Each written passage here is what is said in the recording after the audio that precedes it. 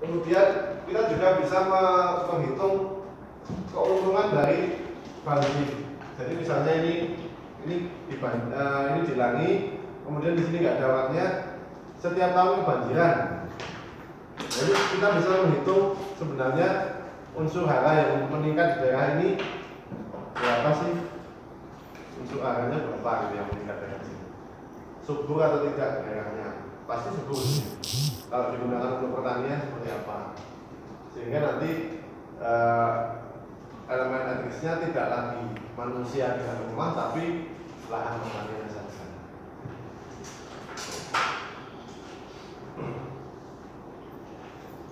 Nah, pemodelan banjir ini, banjir sungai itu dia menggunakan konsepnya di bawah hujan sekian, itu akan mengalami persepsi, mengalami infiltrasi, mengalami runoff baru masuk ke sungai. Nah, ini dia bisa dihitung hujannya berapa sih sebenarnya yang menjadi runoff ini. Ketika hujan sudah 1 hari itu sebagian akan nyangkut di pohon. Tapi ketika hujan 2 hari berturut-turut, yang nyangkut di pohon ini nggak bakalan tambah karena pohonnya sudah terlanjur basah duluan. Sehingga dia hampir semua itu menjadi aliran. Nah, cara memodelkannya seperti apa? Kita bisa menggunakan Recast. Ini adalah salah satu software untuk mengetahui limpasan banjirnya seperti apa. Dia butuh cross sectionnya, butuh gridnya. Ini salah satu contohnya, ini yang kami lakukan di Sungai Jangka di Bima. Bima ini daerahnya termasuk daerah yang kering kalau dibandingkan dengan Jawa, Sumatera, apalagi Riau gitu. Hujannya ini dia tidak lebih dari 2000 Pak, di bawah 2000 1 tahun itu. Milimeter Pak? Ya, milimeter. 1800 kecil ya. Kalau dibandingkan dengan Jogja yang 3000, Riau yang 3000 sampai 4000, yang di sini kecil. Tapi di sini banjir. Banjirnya kenapa? Karena dia bentuknya yang bikin banjir. Bentuk bentuk tesnya. Di sini ini banyak sekali pemukiman. Kemudian di sini langsung tebing terjal ini. Yang hijau ini adalah tebing terjal. Jadi dia seperti mangkok. Jadi semua hujan yang jatuh di situ dia akan langsung masuk ke bawah. Dan di sini banyak sekali pemukiman. Nah, ini kita coba modelkan. Ini dengan Recast tadi. Ini kita bisa mengetahui ketika 5 tahun itu seperti apa, 10 tahun seperti apa, 20 tahun, kemudian 50 tahun. Kalau dilihat di sini distribusinya tidak jauh berbeda. Yang berbeda adalah kedalamannya saja. Kenapa? Karena tadi bentuknya yang tegas. Jadi dia miring itu terus datar. Jadi setiap tahun di sini kebanjiran terus. Mau tidak mau, karena dia bentuknya seperti mangkok.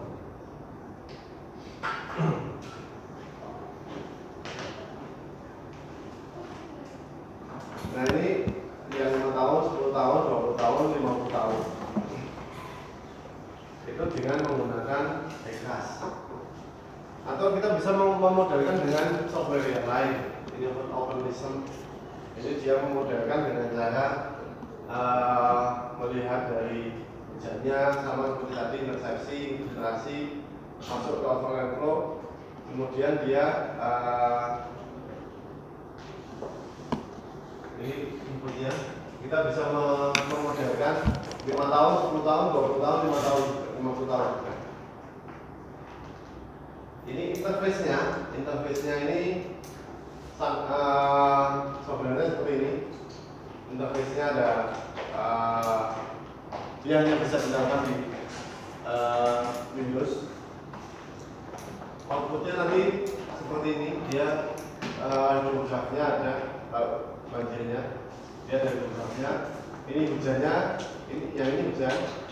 Ketika hujan terjadi, puncak hujan dia baru ada aliran. Ketika hujan mulai surut, dia baru terjadi banjir. Ini apa namanya? Kita bisa memodelkan sumber banjirnya dari mana juga, itu kita bisa tahu, sehingga nanti ketika banjir yang ada itu sumbernya paling banyak di sini. Ini penggunaan lahannya apa? Yang oke. Kemudian sumber banjir yang lain apa, kita lihat di sini. Bagian sini nih. Yang apa ini? Yang umum ini. Nah, umumnya apa sih? Itu kita mitigasinya ke sana. Karena kalau kita selalu di rekonnya itu nanti banjirnya akan ada terus. Kita harus berpikir bagaimana mengurangi. Kita tidak bisa menghilangkan banjir, itu tidak bisa. Karena banjir itu adalah proses alam yang dia berfungsi untuk mendistribusikan unsur hara. Dia berfungsi sebagai self purification atau pembersihan badan sungainya. Bayangkan beberapa kota itu sampahnya banyak, tapi ketika banjir habis dia fungsinya adalah untuk membersihkan badannya si dan ini ada apa modelnya tadi juga sama. Jadi kita bisa memodelkan kapan dia mulai banjirnya. Ini model mulai banjirnya dari sini, kemudian baru masuk sampai kota. Di sini kotanya. Nah, kotanya ini nanti akan sangat dalam sekali, paling dalam itu dari kotanya berupa cekungan. Lalu setelah itu hilang pada menit ke jam ke 300. Jadi ini jam. Jadi kita bisa memodelkan sebenarnya sumber airnya dari mana. Kalau kita lihat di sini, sumber airnya dari mana? Mulai dari sini. Nah, dia di sini besar, di hulu saja sudah besar ini. Di hulu saja sudah besar. Yang di sini di tengah ini dia kecil-kecil, walaupun dia berada di tengah. Sehingga kita lihat penggunaan lahan di sini ini apa ini penyebab yang besar ini. Penyebab yang di sini ini juga apa ini besar ini. Kemudian kita teruskan. Nah, kalau sudah ini berarti dia sudah campuran, sudah dari sini ditambah dari sini ditambah dari sini, dari sini mulai banjir. Nah, ini tadi di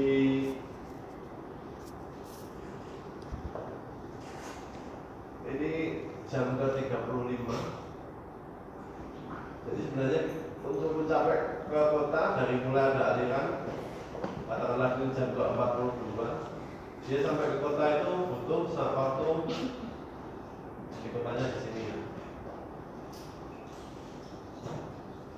Ini 100.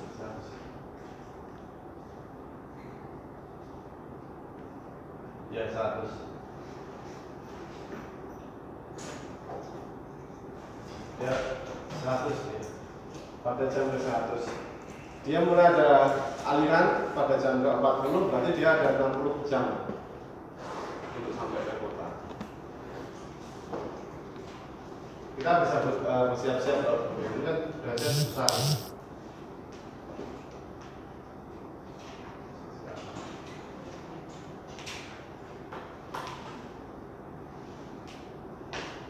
Jadi dia kebanjiran dalam waktu 1 hari.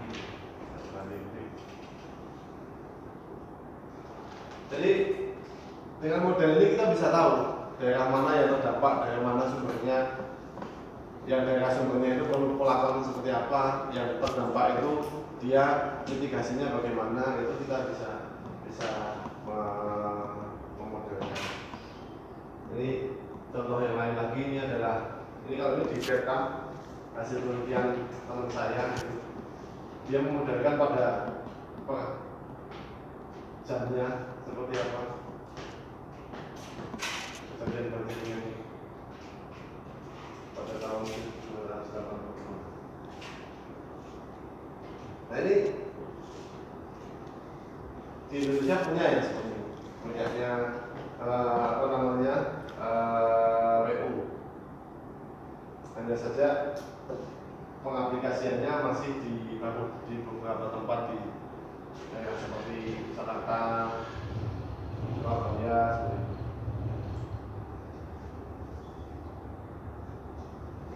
bisa mencoba memetakan yang banjir roobnya dengan ini bisa. Jadi ketika banjir kenaikan 25 cm berapa daerah mana terdampak, 50 cm berapa, ya Pak silakan. Kadang-kadang banjir rob bersamaan Pak, kadang-kadang. Ya.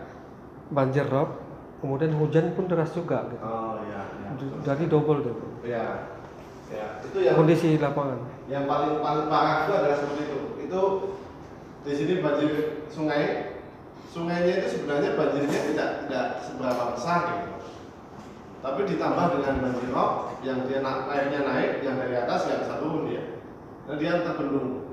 Sehingga dia melimpah. Nah, ini itu challenge yang sangat bagus sebenarnya ketika kita mau memetakan daerahnya. Kalau di sana pemetaannya sudah ada Pak ya?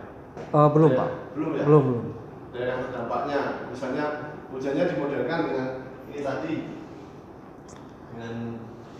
ya, misalnya ini dengan model ini, hujannya sekian, terus waktu tempuhnya berapa sampai bawah. Nah, kalau mulai hujan itu juga mulai pasang, itu kita simulasikan daerah mana yang terdampak rob, daerah mana yang terdampak sungai itu belum ada. Belum Pak, belum. Nah, ini sebenarnya penting sekali ketika kita mau membuat skenario mitigasi sumber runoff-nya. Satu, yang kedua adalah evakuasi lautnya seperti apa sih? Jangan sampai dari mau ke sini, di sini ternyata nggak bisa. Kemudian kalau sudah ketemu evakuasi lautnya, kemana arahnya? Jangan sampai dari korban banjir rob diangkut ke korban banjir sungai, itu kan itu mungkin perlu seperti itu. Tapi ada rencana untuk sana Pak. Kalau itu bagiannya siapa di Riau harusnya? Kalau yang pemetaan ini Pak, memang tupoksi BPBD kota, BPBD kota. Itu ke depan kita ke sana arahnya. Oh ya. Ya, ini dalam rangkaian arah ke sana. Kalau misalnya nanti disimulasikan kami lebih senang lagi. Ya. Untuk rumah ya. Saya punya yang simulasi banjir tapi saya tidak ada di sini ya. Jadi dia mensimulasikan ketika naiknya 20 cm, 50 cm, 100 cm, 150 cm itu seperti apa? Nanti bisa digabungkan dengan yang ini. Nah, kalau dulu itu sangat sulit sekali karena data depth yang sangat besar, data digital elevation, data ketinggian yang sangat besar. Nah, sekarang dengan adanya teknologi drone itu kita bisa memetakan elevasi di pinggiran pesisir kota Dumai itu dengan mudah sekali. Dengan catatan di sana jauh nggak dengan bandara? Dekat Pak. Nah itu. Bandara Pak. Iya bandara. Iya dekat. Itu kelemahannya drone itu dia bisa memetakan dengan cepat kecuali di daerah bandara. Kecuali Pak. Ya. Kalau di daerah bandara itu kalau kita beli drone yang DJI Phantom itu mau dipaksa seperti apa dia nggak mau terbang. Dia pasti keluarnya NFZ gitu, non flying zone. Sekitar 10 kilo Pak dari karena bandara. dia ditutup oleh si angkatan bandara tidak boleh. Oh di jumper berarti Pak? Di jumper dia nggak bisa. Maksud saya gini Pak, kalau untuk rumah itu lebih kurang jarak bandara kota itu 10 kilo. 10 kilo. Masih bisa atau gimana kira-kira? Belum tentu juga, kadang-kadang ada mesnya itu juga dia punya jumper juga. Nah itu yang paling bagus adalah kita minta izin ke langitnya. Ini yang kami lakukan di Bima tadi. Bima itu kita minta izin langitnya dan kita terbangkan dalam waktu 1 hari itu. ID si drone ini diberi izin untuk terbang. Ya, saya ada gini Pak. Memang izin Pak ya? Ya. Boleh sambil apa? Jadi harapan kami juga kesini juga dengan data kami mungkin untuk bisa disimulasikan. Harapan kami mungkin dengan yang ada data kami bawa ini dan bisa disimulasikan, bisa kami dapat gambaran bagaimana nanti bisa kami contohkan, kami coba juga gitu Pak. Yang kedua Pak, kemarin ada objek vital Pertamina di situ. Itu objek vital itu jarak dengan kantor itu lebih kurang mungkin 1 kilo atau 1,5 kilo. Dekat ya? Ya 1 kilo atau 1,5 kilo. Kemudian ada pengaruhnya, ada coba drone itu mengalami kerusakan juga gitu. Apa pengaruh gitu? Ada jumper atau apa? Jatuh deh. Jatuh. Nah, itu mungkin waktu take off itu di flying zone. Ketika masuk sini dia masuk ke non flying zone, dia akan mati langsung. Jadi ada jumper gitu. Iya, ada jumpernya. Radius biasa berapa Pak di sini? Radius jumper itu? Tidak, saya nggak tahu, tergantung yang ngeset itu berapa. Ada yang ngeset 4 kilo, ada yang 5 kilo. Karena termasuk objek vital nasional Pak. Ya, objek vital nasional itu agak susah, kita terbangin drone itu memang agak susah. Jadi objek vital nasional sama militer itu tidak bisa ditembus. Kecuali kita dapat izin, kemudian drone kita dapat izinnya, itu bisa terbang. Yang kami lakukan di Bima itu bisa. Drone-nya DJI Phantom atau DJI yang kopter itu ya. Iya. Nah itu biasanya take off-nya di flying zone, gitu. Begitu mendekati objek vital nasional, masuk ke non flying zone dia semuanya mati, tak gitu, langsung jatuh dia. Nah di situ dia saya nggak boleh terbang di sini, maaf mesinnya dimatikan, padahal dia di atas kan. Nah itu jatuh dia. Itu yang kemungkinan yang terjadi seperti ini. Nah kalau memang mau dimodelkan banjir roobnya, itu solusinya adalah minta izin ke lanutnya. Nanti dia akan membukakan kuncinya pada area itu. Kita terbangkan tapi tidak menggunakan kopter, menggunakan fixed wing yang pesawat itu. Karena itu jangkauannya lebih jauh dan lebih cepat. Kalau kopter itu jangkauannya sedikit dan dia lebih lambat karena dia gini kan geraknya. Kalau pesawat yang sayap itu harus cepat, kalau nggak cepat jatuh dia. Solusinya itu, setelah itu dipetakan, kita modelkannya gampang. Nanti sampai ke, kalau drone itu kan bisa memetakan sampai ke ininya, tinggi bangunannya ini. Ini di sini ada apartemen misalnya. Nah, dia bisa memetakan itu. Misalnya ini bukan sungai ya, ini misalnya lautnya. Ini lautnya. Nah, ini dia bisa memetakan sampai ke ada bangunan apa di sini. Di sini ada bangunan yang besar. Nah, nanti ketika kita modelkan larinya berapa, ini bisa kita jadikan dari bagian dari simulasi.